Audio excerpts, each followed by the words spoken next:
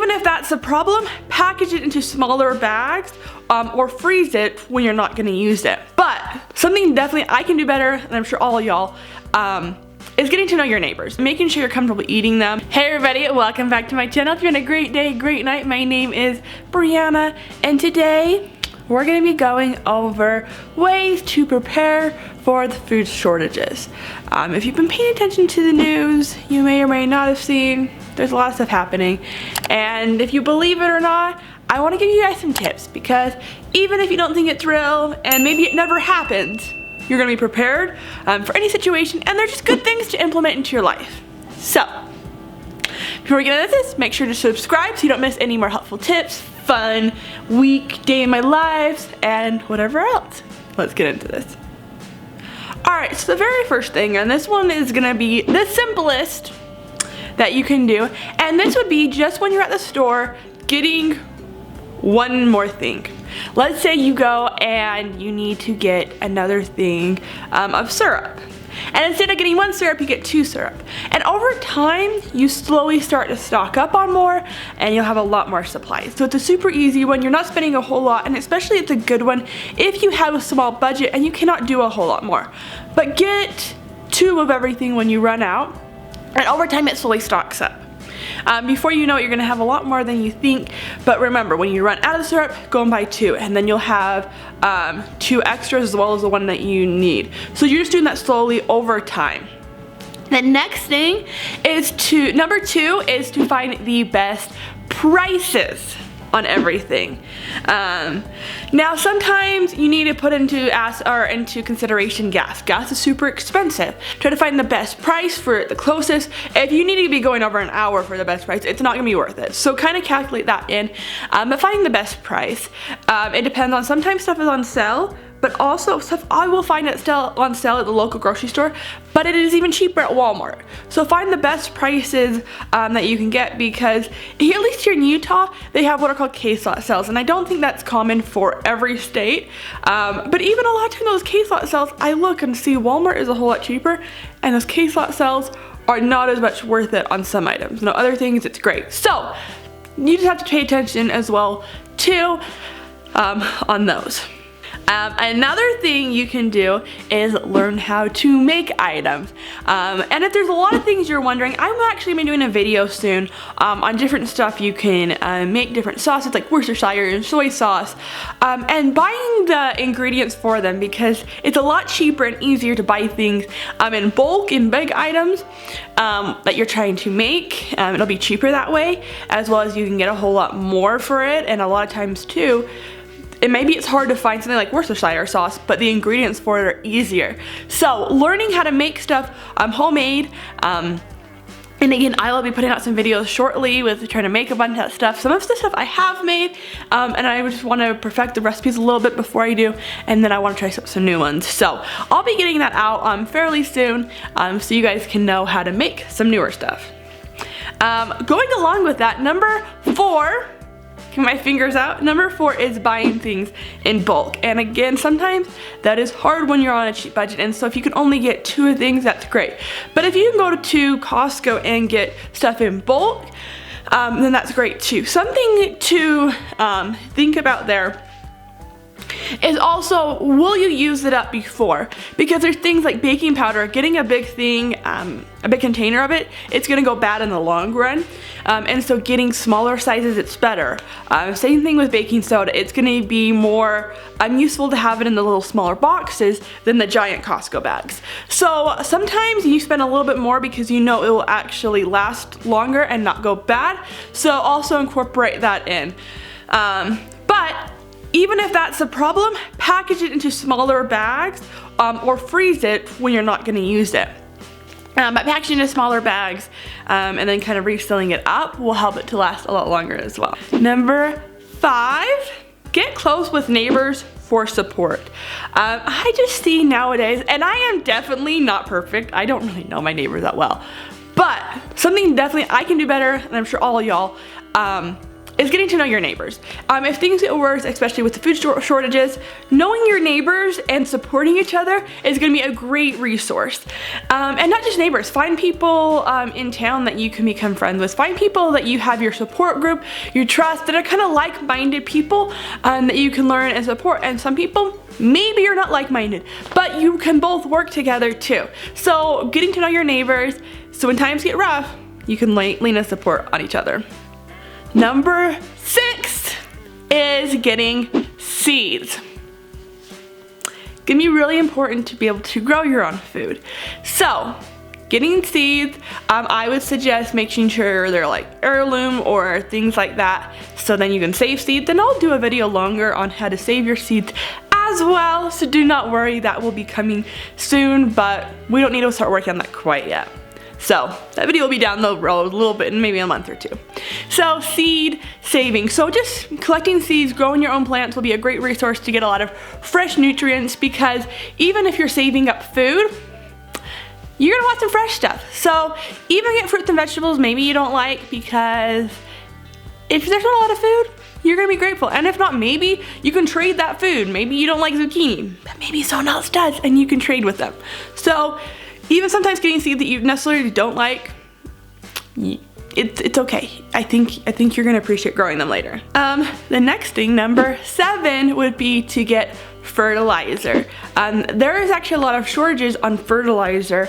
A lot of it comes out of Ukraine and Russia, and as you can see, or if you've been paying attention, there's a bunch of like stuff happening over there. So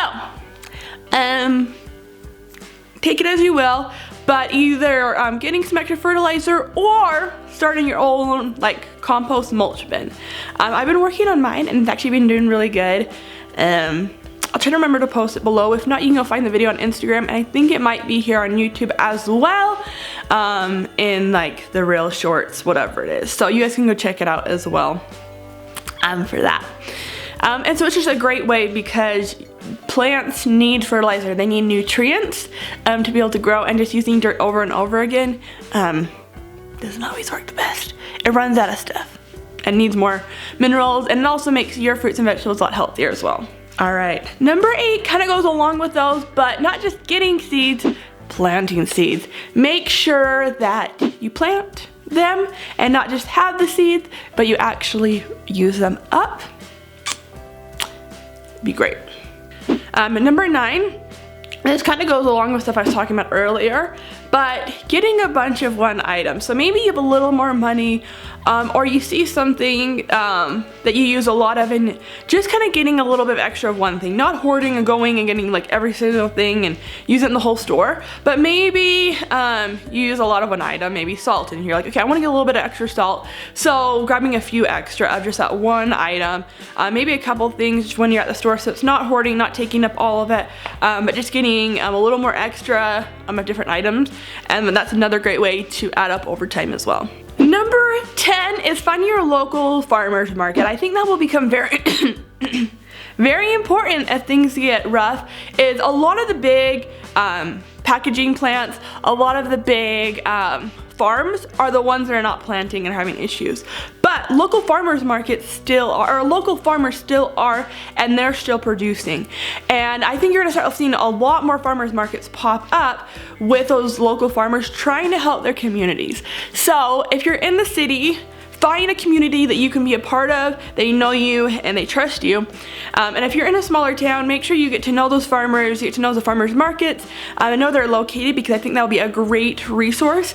I could be wrong, but to me that makes a lot of sense, because people like to help people, especially farmers want to help others, and so they're gonna try to help theirs. So become friends, get to know people, get in with the neighbors.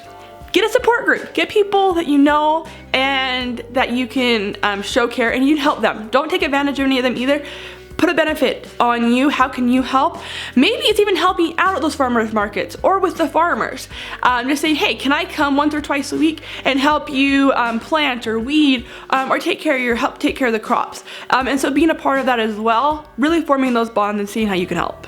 Number 11 is don't waste. Learning how to preserve food, make it last longer, There's a lot of different ways. One of my favorite things is to freeze food. If I ever make things in bulk and maybe it's too much for us to eat within the next couple of days, maybe I made half of something. A lot of times I will make meat and I'll use one for one. Maybe I'll make a thing hamburger and I only need half of it for like the ground beef hamburger stuff, you know. I only need half of it for a meal. But if I put it into a bag, put it in the freezer, I can eat it for a different meal. Sometimes it's the next day. I can just keep it in the fridge, but putting it in the freezer will prolong its life and make it last longer, and it'll just be just as fresh as when you used it before. The next one is, it's really great to have the mulch bins. You can put a lot of wasted, like fruits and vegetables. If stuff went bad before you realized it, or there's different tips of it, whatever, you can put in that and it's still are reusing things. Also using food dryers to help dry stuff out so then it will last a lot longer. Freeze dryers, canning, bottling, doing all that. So there's a whole lot of other options and ways to prolong your food instead of letting them go to waste, because especially if things get worse, you don't want to be wasting food, but finding other ways you can preserve them too. 12 is study Great Depression skills. Now I've seen some other videos on YouTube, so you can search those up, but finding skills that were useful back then, and tips and things that they did to make things last longer and things that help, and so really trying to find those skills and get to know them. And I think a lot of that goes along with like gardening and being a homemaker. And so just kind of learning a lot of those forgotten skills would be really helpful as things get rough, and especially if we go into something similar to that in the future. We don't know. Alright, and then the last one is including local foods into your diet. So I think everyone is different. Here in Utah, we grow a lot of apples and peaches, apricots are a big thing, at least where I'm at with our orchards. But there's also a lot of other fruits and vegetables that you can grow in your garden. But it's finding, incorporating all of those into and making sure you're comfortable eating them, because they're gonna be the easiest things to get when times are rough. And so I think a lot of times there's foods that we avoid and we're like, I don't really like that, but really trying to incorporate it and making sure you can get used to those foods a lot more. I know what I'm trying to right now is radishes. I've never liked radishes, and honestly, it's not like we had them a lot growing up. We weren't really a big radish family. I don't know that's everyone, but I have made it a goal to like radishes and incorporate them into my diet more, and they've actually been really yummy. I've been like frying them up, put a little bit of olive oil and salt, put them into the oven. I boiled them with zucchini and some butter and salt last night, and they're super, super yummy. So just trying to find foods that maybe you didn't like or you haven't given a chance, and then trying to incorporate them in and get used to them, and so when that becomes the thing that's going to be easier accessible, you're already enjoying the food, then it will not be something gross and you have to force down. I hope you guys liked this video and it was useful. Again, maybe the food shortages are coming and maybe they're not, but either way you'll be prepared, and they're just good life skills to have in general, to just be better humans, better people, to be able to save food, to be able to grow. It's healthier, it's better for you anyways. And honestly, this will be never something you're gonna regret. Having extra food in your pantry is never a bad thing, as long as you make sure you're rotating it through and not letting it go bad with all that. So hopefully this helped you out and was useful. If it was, please give it a thumbs up and subscribe down what your favorite tip was, and anything else that you feel like was useful or would be useful for people to know if there are food shortages. Also make sure to subscribe so you don't miss any fun little tips, weekend my styles, and all the other fun things that may pop up on here. So glad you guys watched the way through. You guys are awesome. Hope to see you guys next week. Hope you have a great day, great night. God bless.